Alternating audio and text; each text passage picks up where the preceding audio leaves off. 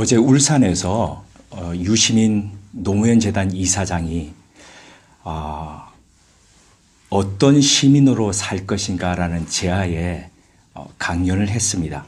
그 서두에 유 이사장은 1. 인간이라는 소제목을 달고 이런 질문을 했습니다. 인간의 이성과 욕망, 그 충동 가운데 사람을 움직이는 것은 무엇입니까? 어떻게 생각하십니까? 사람을 움직이는 게 인간의 이성이라고 생각하십니까? 아니면 욕망이라고 또 충동이라고 그렇게 생각하십니까? 우리는 학창 시절 인간은 이성적 동물이라고 그렇게 익히 배웠습니다. 그러다 보니까 당연하게 사람을 움직이는 건 당연히 이성이지라고 그렇게 생각합니다. 그런데 삶을 살아오시면서 한번 되돌아보십시오. 어떻습니까? 우리 삶을 견인하고 우리 삶을 행동하도록 만들었던 것은 이성입니까? 선뜻 이성이다라고 그렇게 대답하기에는 우리가 그렇게 살아오지 않았던 건 아닌가 하는 그런 생각이 듭니다. 별일 없을 때는 이성으로 생각하고 판단합니다. 그런데 별일이 있을 때 어떻습니까? 이성이 작동을 멈춥니다. 그리고 욕망이 우리 속에서부터 솟구칩니다. 그래서 그 욕망에 따라서 행동합니다. 또는 감정이 우리 이 부분들을 뒤흔듭니다. 그래서 감정에 따라서 충동적으로 어떤 일들을 결정하고 행동하기에 이릅니다. 이는 사람의 나이와도 결을 같이 해서 그렇게 진행되기도 합니다. 치기를 부리던 유년 그리고 청소년 그 사춘기를 한창 지낼 때는 어떻습니까? 사춘기를 일컬어서 정의하는 말이 있지 않습니까? 질풍노도의 시기.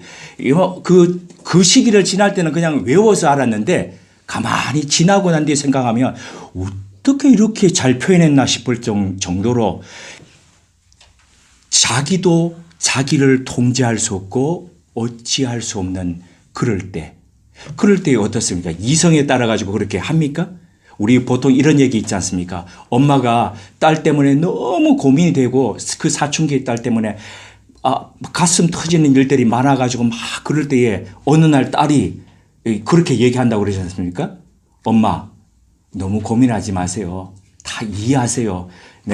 질풍노도의 시기잖아요. 이러면서 있잖아요. 그렇게 얘기하는 딸도 있다고 그러지 않습니까? 그러니까 이성으로 생각할 때는 내가 그러지 말아야지라고 생각하는데 실제적으로 내 삶이 내 뜻대로 그렇게 안 된다는 거죠. 그리고 난 뒤에 젊은 시절 꿈이라고 어떤 면에서 포장을 한 욕망을 따라 살아가는 시기가 있습니다. 그리고 난 뒤에 이런 시간들이 다 지나고 난 뒤에 중년에 이르면 지나왔던 삶들이 쭉 되돌아지게 됩니다. 그래서 그 되돌아보면서 내가 무엇 때문에 왜 이렇게 살아가야 되는가라는 질문 앞에 스스로가 서게 되는 거죠. 그래서 이성이 작동하기 시작한다는 겁니다. 사람에 대해서 좀 더 복잡하고 세밀하게 세분하고 또 그렇게 정의할 수 있겠지만 간단하게 나눠보자면 이렇다는 겁니다. 그런데 실상은 사람이 이렇게 간단하게 나눌 정도로 그렇게 단순하지가 않습니다. 40대에 막 진입했을 때에 저 자신이 잘 이해가 되지 않았습니다. 뿐만 아니라 주변에 또 이해가 되지 않았습니다. 그래서 이런 인간을 이해하기 위해서 좀 더 인간을 공부해 봐야 되겠다라는 그런 생각을 했습니다. 그러다가 어느 날 신문 기사를 보는데 인간의 이런 부분들에 대해서 잘 써놓은 칼럼이 있었습니다. 그 밑에 그 사람의 이렇게 이메일 주소가 적혀져 있었습니다. 그래서 얼른 그분께 이메일을 보냈습니다. 저에 대해서 간략하게 소개를 했습니다. 그분은 어느 대학에서 가르치고 있는 상담학과 교수였습니다. 저는 신학과 기독교 교육을 공부하고 이렇게 목회하고 있는 누구누구입니다. 프로이드와 칼 융 그리고 폴 투르네의 책들을 읽으면서 인간 이해를 해보려고 그렇게 지내왔습니다. 한국에 가면 그런 부분들에 대해서 좀 더 공부하고 싶은 마음이 있습니다. 그 전에 책을 읽고 싶은데 어떤 책을 읽으면 좀 더 인간에 대해서 이해를 할 수 있는지 좀 소개해 주시면 좋겠습니다. 이렇게 메일을 보냈죠. 그랬더니 얼마 있지 않아서 간단하게 이렇게 메일이 왔습니다. 신에 대해서 알아가는 것도 인간에게 버거운데 무슨 인간 공부를 하려고 그러느냐. 그러니까 네가 기존에 해오던 그냥 신 공부나 열심히 해라. 이런 뜻이었습니다.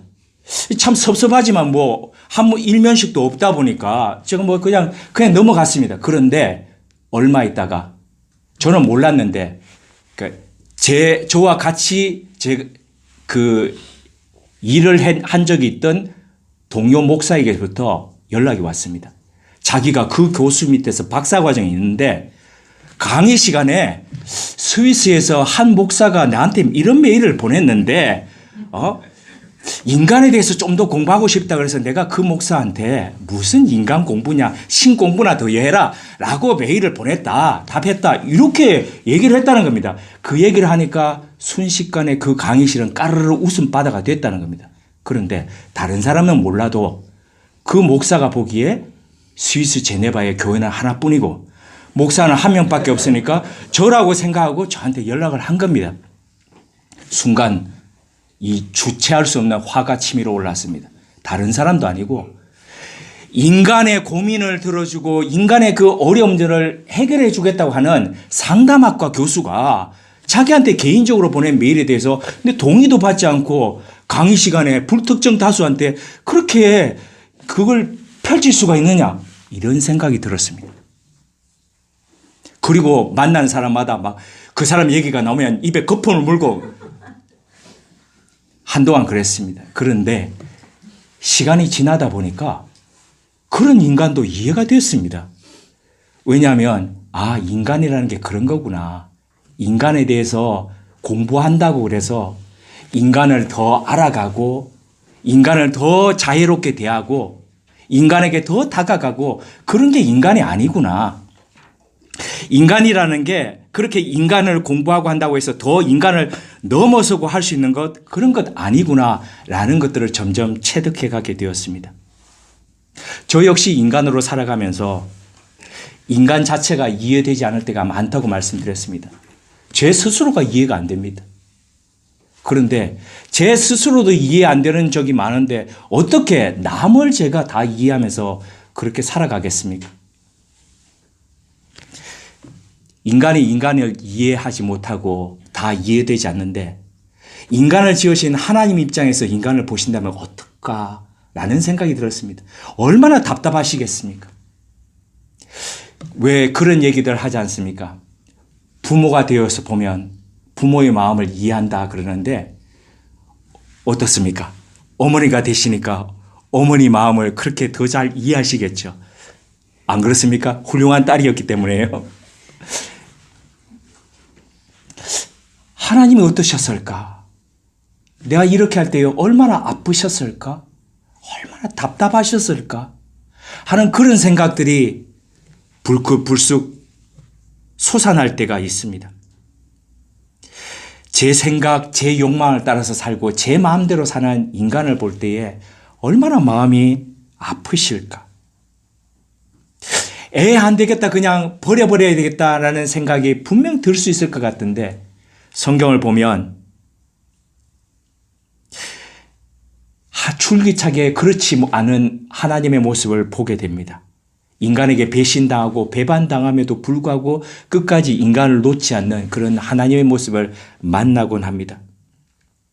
이런 하나님의 모습을 성경이 아니라 다른 곳에서 어렴풋하게 만났던 적이 있습니다. 그것은 2001년도에 개봉했던 닮아야 놀자라는 영화 속이었습니다. 그중 이런 장면이 있죠. 나이든 주지 스님이 젊은 승려들과 그 조폭들을 같이 세워놓고 문제를 냅니다. 깨진 항아리들을 하나씩 주면서 이 항아리에 물을 가득 채우는 사람이 주어진 시간에 채우는 사람이 이기게 된다. 그러면 그 사람의 뜻대로 하겠다라는 그런 이야기를 합니다. 그리고 난 뒤에 시간 동안 이 두 팀은 열심히 가서 물을 퍼담습니다. 그러나 깨진 항아리는 줄줄줄줄 넣자마자 흘러내립니다. 그랬더니 이 사람들이 밑에 고무신을 받치기도 하고 또 이 우통을 벗고 배 위에다가 항아리를 올려서 또 붓기도 하고 그러나 그럴수록 물은 다 새 나갑니다. 그러다 시간이 다 되어 갈 때에 조폭들이 이렇게 하죠. 깨진 항아리를 들고 연못 속으로 풍덩 뛰어듭니다. 그러자 연못 속에서 항아리가 잠기고 그 잠겨진 항아리 속에 물이 가득 차게 됩니다. 그래서 이겨가지고 그 절에 그대로 남게 되는 것, 요 이야기죠. 그리고 난 뒤에도 이 조폭들이 계속 갈등을 조작하고 그리고 문제들을 일으키면서 그 사찰에서 같이 승려들과 삶을 살아가죠. 그러다가 어느 날 조폭두목 그 박신양 분이죠. 주지스님한테 이렇게 묻습니다. 아니 주지스님, 왜 우리들을 감싸기만 하고 우리한테 이래라 저래라 한 번도 말씀하시지 않습니까?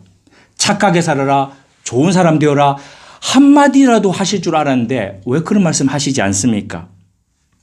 그때 노스님이 이렇게 되묻습니다. 너희가 밑 빠진 독에 물을 어떻게 했느냐?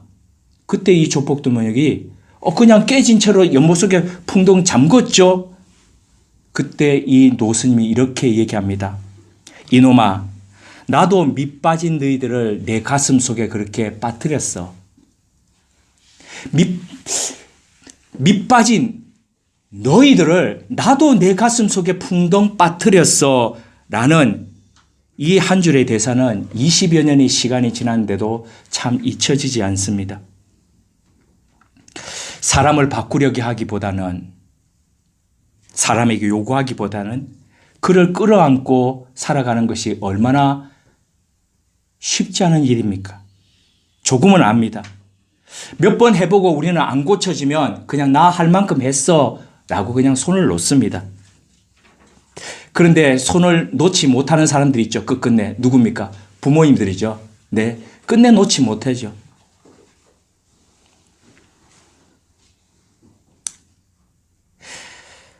주님도 이런 우리들을 끌어안으셨습니다. 밑빠진 우리들을 끌어안고 당신의 마음속에 풍덩 빠뜨리셨습니다. 그 역사적 사건이 바로 하나님의 아들이 인간의 몸을 입고 이 땅에 오신 것이고, 그리고 그 하나님의 아들이 당신을 내어주셔서 십자가에 못 박힌 그 사건, 바로 그것입니다. 그런데 우리 인간은 어떻습니까? 하나님의 이런 희생에 대해서 예, 고맙습니다 라고 그렇게 반응합니까? 그렇지 않습니다. 자기 땅에 오셨음에도 불구하고 자기 백성들이 영접지 않았다라고 그렇게 얘기하지 않습니까? 생명을 주시겠다는데도 거절합니다. 그러다 보니 인간의 매 순간 매 순간이 숨쉬는 생명의 시간인과 동시에 어떻습니까? 점점 소멸해가는 죽음의 시간이기도 합니다. 이 세상에 존재하는 모든 만물들은 살아가는 동안에, 또 소멸해가는 그 기간 동안에 자신의 존재 의미를 드러냅니다. 그죠? 존재 의미를 드러낸다는 게, 이게 왜 여기 있어? 왜 여기 존재해? 보면 계절에 따라 가지고 왜 그게 거기 있는지가 드러납니다. 존재 의미가 드러난다는 거죠. 그런데 어떠한 한 사물이 존재 의미를 드러내면서 어떻습니까? 주변 것과 조화를 이루면서 그렇게 살아갑니다.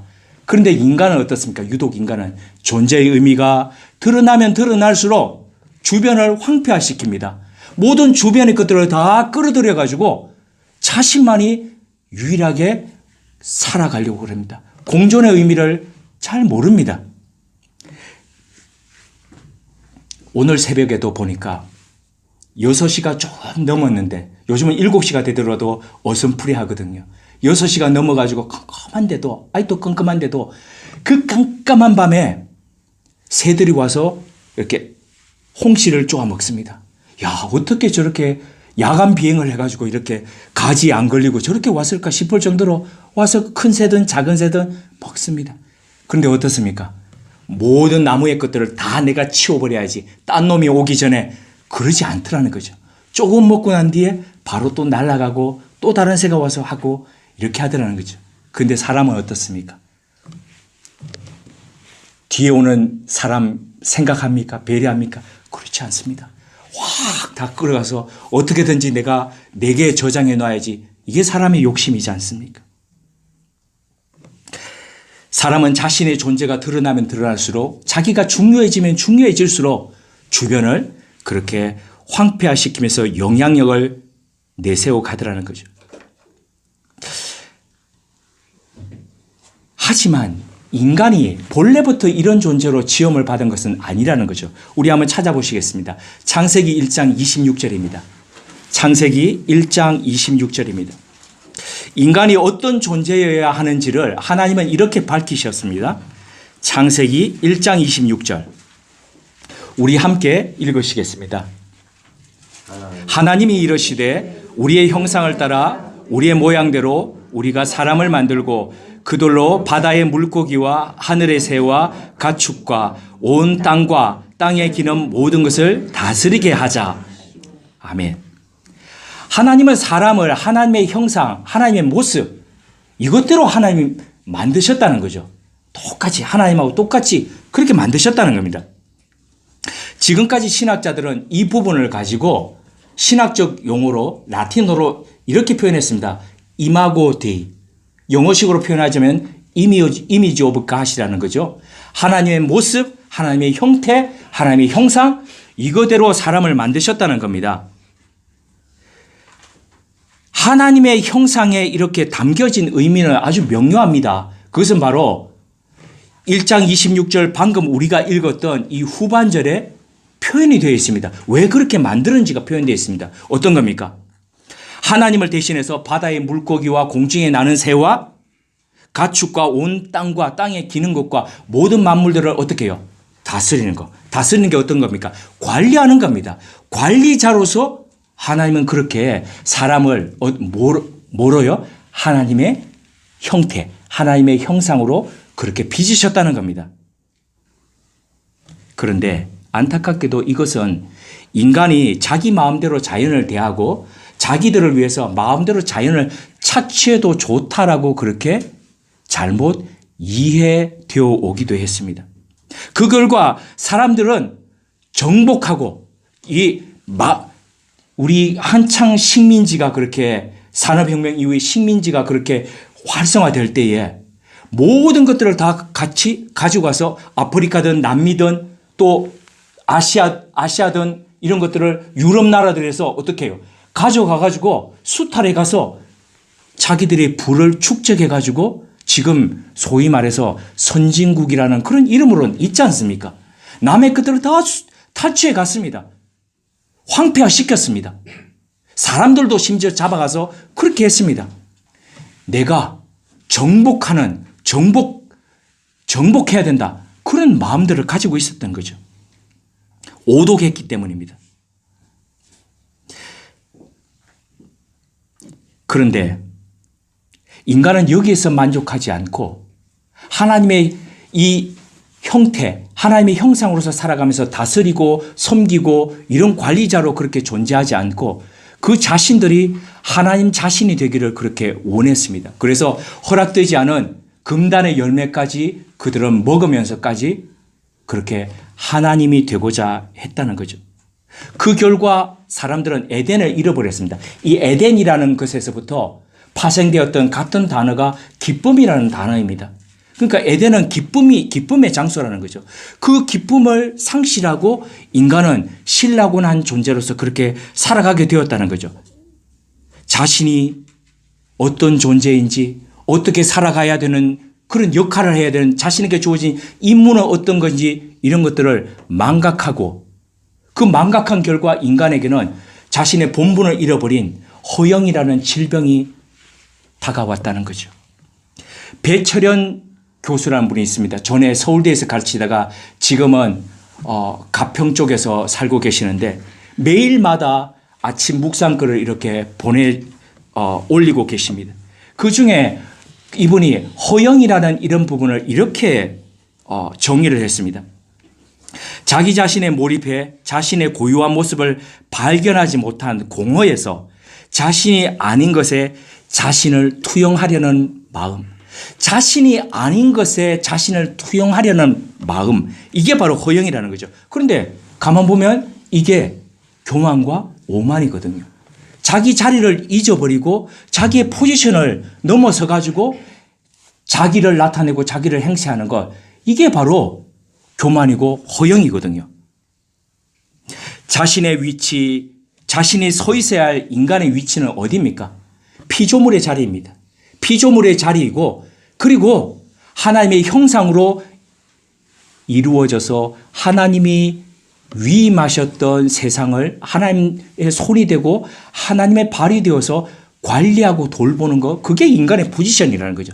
그런데 자신의 포지션을 넘어서 가지고 자신이 주인이 되어 가지고 마음대로 휘두르려고 한다. 이게 바로 인간의 교만이고 오만이고 그리고 허영의 질병에 노출된 거거든요. 이런 인간의 모습은 노아 홍수 이후에 어떻게 더 노골적으로 이루어졌냐면 바벨탑을 쌓아서 어떻게 하늘에 닿게 하자. 하늘에 닿게 하자는 그 하나님에게 이르러서 내가 하나님으로 그렇게 군림하자라는 거거든요. 이미 노아 홍수 이후부터 인간 속에는 하나님의 영이 더 이상 거하지 않았다라고 성경은 이야기합니다. 왜 그렇습니까? 인간의 아들들이 자신의 그 위치, 포지션을 잊어버리고 어떻게 해요? 인간의 딸들과 혼인함으로써 태어났던 자녀들이 누구입니까? 성경은 네피림이라고 장대한 자, 거인들이라 그렇게 얘기하고 있습니다. 그런데 그것으로 인해서 하나님의 영이 더 이상 사람 속에 함께하지 않겠다. 그러니까 하나님의 형태로 만들어져서 하나님의 영이신 생기가 불어져서 하나님의 사람으로 살아가던 인간에게 하나님의 영이 빠져나간다. 뭡니까? 형태는 그 형태인데 더 이상 속은 그 속이 아닌 그런 존재로 전락하면서 살아간다. 이거거든요. 빈 껍데기로 존재한다는 겁니다.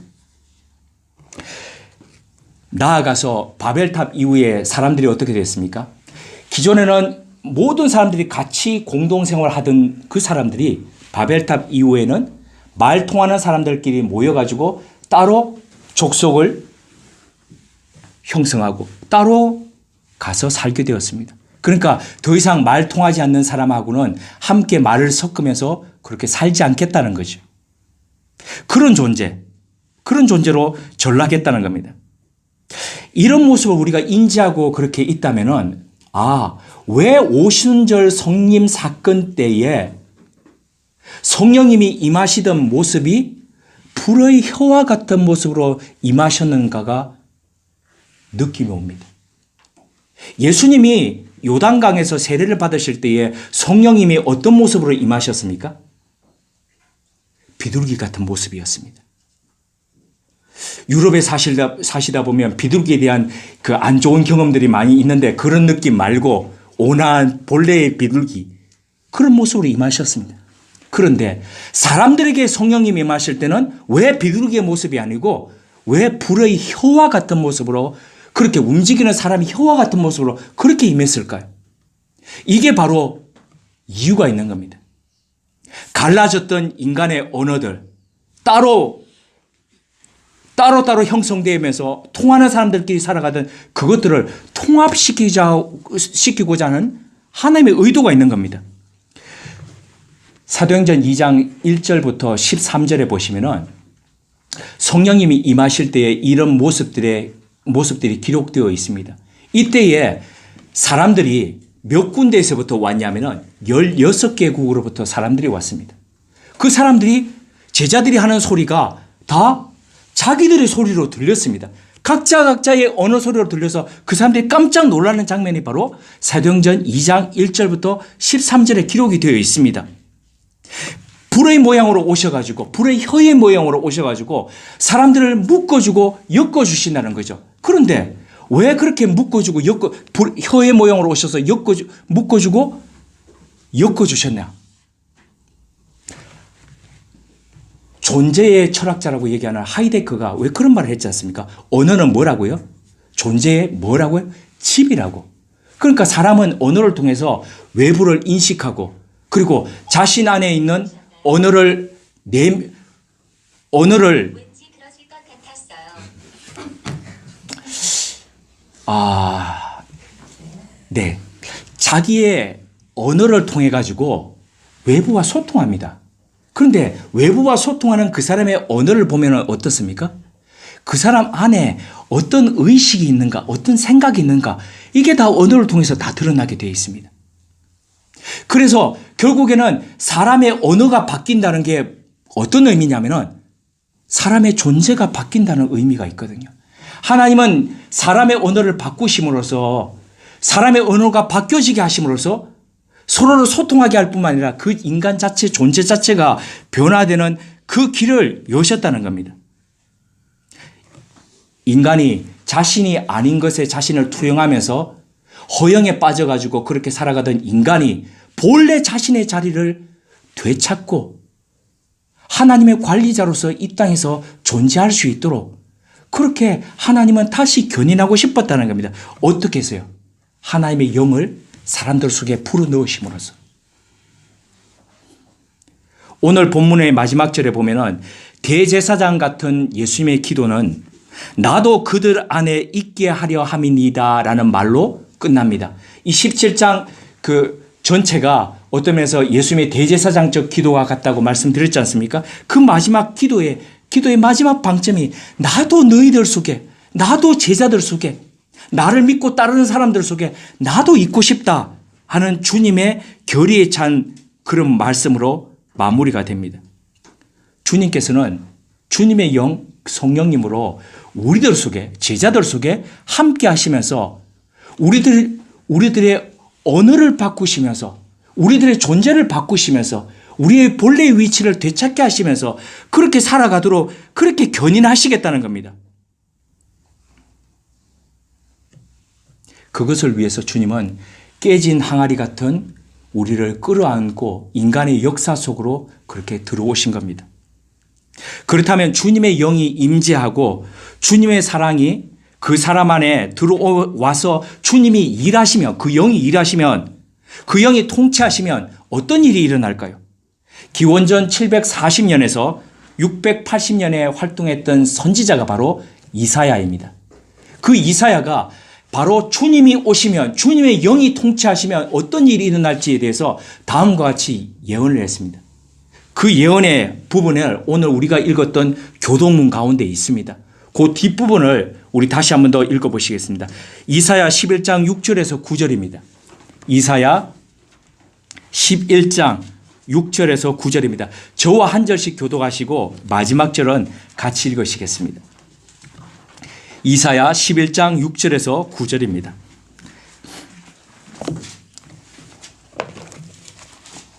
함께요. 죄송합니다. 제가 먼저 읽겠습니다.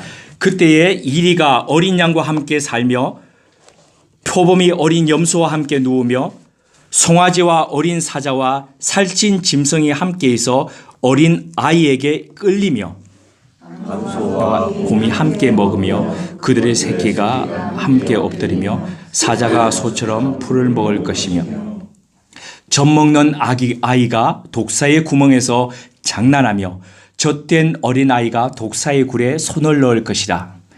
내 거룩한 산 모든 곳에서 해됨도 없고 상함도 없을 것이니 이는 물이 바다를 덮음같이 여호와를 아는 지식이 세상에 충만할 것입니다. 네, 아멘. 이리 어린 양, 표범 어린 염소, 송아지 어린 사자, 그리고 독사 어린아이, 이런 것들은 다 서로 반목하며 죽이고 죽임당하던 그런 존재입니다. 그런데 이런 존재가 함께 그 자리에 같은 공간에 함께 있을 수 없던 존재가 어떻게 됩니까? 같이 공존하는 겁니다. 같이 공생하는 겁니다. 먹이가 바뀌는 겁니다. 누군가를 먹어야 살 수 있던 존재가 그 누군가를 먹지 않으면서도 풀을 먹으면서도 흙을 먹으면서도 존재할 수 있는 그런 세상이 되는 겁니다. 어떻게? 메시아가 오시면 그분의 영이 통치하시는 그 나라가 바로 이렇게 된다는 겁니다. 그런데 이사야 11장 9절의 연결이 좀 이상합니다. 다시 한번 더 우리 11장 9절을 한번 읽어보시겠습니다. 내 거룩한 삶 모든 곳에 해됨도 없고 상함도 없을 것이니 이는 물이 바다를 덮음같이 여호와를 아는 지식이 세상에 충만할 것입니다. 이거 복음성가에 많이 있죠. 그죠? 네. 물이 바다 덮음같이 여호와의 영광 아는 지식이 온 땅에 가득하리라. 자주 부르다 보니까 우리한테는 익숙하죠. 익숙해서 이상하다고 여겨지지 않습니다. 그런데 좀 이상하지 않습니까? 아니 거룩한 산에 해됨도 없고 상함도 없다라는 거하고 이 이유가 여호와를 물이 바다를 덮은 같이 여호와를 아는 지식이 세상에 충만하기 때문이다. 이거 어떻게 연결됩니까? 이 좀 더 직역해서 원어에 좀 더 가깝게 제가 번역해서 이렇게 읽어드리겠습니다. 내 모든 거룩한 산에서 그들이 서로 악을 행하지도 않고 상하게 하지도 않으니 이는 그 땅이 바다를 덮는 물처럼 여호와의 지식으로 가득하기 때문이다. 메시아가 오시고 그분이 통치하시면 어떻게 됩니까? 자, 거꾸로 하면요. 여호와를 아는 지식이 하나님이 어떤 분이다라는 것들이 더 사람들 속에서 많이 알게 된다는 겁니다. 그런데 그 알게 되는 것들이 어떤 형태처럼 알게 되냐면은 물이 바다에 있습니다. 바다를 덮고 있는데 바다 중에 뿍 비어가지고 이만큼은 물이 없는 곳이 없지 않습니까? 저 바다 깊은 몇천 미터, 몇만 미터 안에도 어떻게 해요? 물이 가득 채워져 있습니다. 모든 바다 공간에 물이 채워져 있습니다. 그것처럼 여호와를 아는 지식이 가득 채워진 곳에서는 어떻게 된다고요? 서로 상하게 하는 것도, 악을 행하게 하는 것도, 해치는 것도 없어질 거라는 겁니다. 왜 그렇습니까? 하나님을 알아가면 알아갈수록 하나님이 어떤 분인지를 우리가 체득해가면 갈수록 우리 속에서부터 죄됨이, 악함이 소멸되고 그 하나님의 성품, 하나님의 지식이 스며들어서 꽉 차게 된다는 거죠. 그러면 그 속에서 바로 여호와의 영이 그렇게 사람들 속에 깊이 깊이 쭉 편만하게 있는 곳에서는 서로 해하지 않는 공존하는 세상이 오게 될 거다. 그런 말씀이라는 거죠. 이 예언을 잘 알고 계셨던 주님께서 오늘 본문 우리가 읽었던 요한복음 이 본문 17장 마지막 26절 그 본문 가운데 이렇게 말씀하셨습니다. 앞부분입니다. 내가 아버지의 이름을 그들에게 알게 하였고 또 알게 하리니. 주님께서 이렇게 요 하나님의 이름을 당신의 삶을 통해서 알게 하고 또 알게 하고 또 알게 해서 사람들 속에 여호와를 아는 지식이 편만해지고 충만해지고 그렇게 할 거라는 거죠. 그렇게 하는 목적이 바로 뒷부분 후반절에 두 가지 이유로 나와 있습니다. 하나는 주님을 사랑하신 하나님의 사랑이 믿는 우리 속에도 그렇게 있게 되는 것이고 또 하나 그 결과로 주님이 우리 안에 거주하게 되신다는 거죠. 주님의 영이 다스리게 되고 그래서 이 땅에 반목과 죽음이 없는 평화의 자리로 그렇게 이끄시겠다. 이게 바로 주님의 계획이고 약속입니다. 캐나다 토론토에서 목회하는 제 후배가 있습니다. 이 후배가 지난 주간에 자기 성경 공부하는 교인들과 더불어서 이 이사야 11장을 이렇게 읽었는데 같이 읽었는데 딱 본문을 읽자마자 그 중에 한 분이 이렇게 얘기를 하시다는 겁니다. 이런 곳에서 살고 싶다. 이런 곳에서 살고 싶다라고 그냥 툭 튀어나온 그분의 이야기를 들으면서 그 후배가 이렇게 글을 적었습니다. 나는 성령의 꿈은 황홀경에 빠진 무아지경이 아니라 사람 살만한 세상 가꾸기에 있다고 이야기했다. 그죠? 저는 어릴 때 그렇게 부흥회 다닐 때마다 어머니 따라서 부흥회 다니고 선배들 따라서 기도원 다닐 때마다 저는 그렇게 배웠습니다. 자, 불러 그러면은 어떻게 해요? 불 받으면은 막 세상이 제가 막 뒤집혀지고 막 손대면 낫게 되고 그리고 막 인간이 바뀌고 그런 줄 알았습니다. 그렇게 알고 자랐습니다. 그래서 신학교 다니던 초기에도 눈이 오건 비가 오건 바람이 불건 간에 기숙사 점호만 끝나면 비 올 때도 우산 들고 기숙사 뒷산에 올라갔습니다. 그리고 쫙 주열하고 부르짖으니까 그 학교 밑에 있던 동네 사람들이 학교에 민원이 들어왔습니다. 제발 밤에 저 소리 좀 지르지 않게 해달라고. 그런데 알겠다고 그래 놓고 우리는 같이 올라가던 사람들은 다 그랬습니다. 이 소리가 끊기는 날 우리 학교는 죽는 날이다. 뭐 그러고 이제 했던 기억들이 있는데요. 그러면 되는 줄 알았습니다. 그런데 졸업하고 난 뒤에 살아가다 보니까 그런 게 아니었습니다. 여호와의 영이 임하고 여호와의 영이 예수의 영이 통치하게 되고 예수의 영이 스며들게 되면 어떻습니까? 어떻습니까? 인간이 인간을 정말 인간으로 대하면서 그렇게 존중하면서 살아가는 그런 세상을 만들어 가게 된다는 거죠. 사람 살만한 세상, 평화의 세상입니다. 너의 것을 빼앗고 내가 너를 착취해서 너를 죽여서 내가 더 잘 살게 되는 그런 세상이 아니라는 겁니다. 하나님의 모습으로 대하는 것. 아까 그런 말씀 드렸지 않습니까? 이마고 데이가 하나님의 형상이라고요.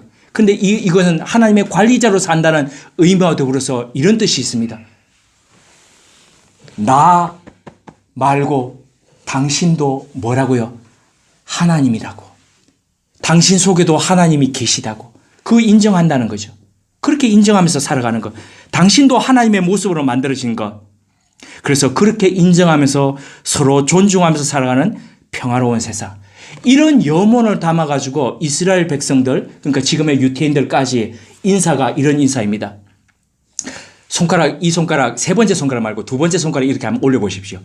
세 번째 아닙니다. 두 번째입니다. 샬롬. 네, 샬롬입니다. 근데 이 샬롬은 우리말로 번역하자면 안녕 이런 거죠. 그죠? 그런데 기원전 2300년경에 나왔던 신전 문서의 그 쇠기 문자를 독해했던 학자들이 이렇게 얘기합니다. 그 경제 문서였는데 이 샬롬이라는 본래의 의미는 기원전 2300년입니다. 그때에 처음 등장했던 그 샬롬이라는 단어는 모든 빚을 다 갚았던 상태, 바로 그게 샬롬이다. 이런 겁니다.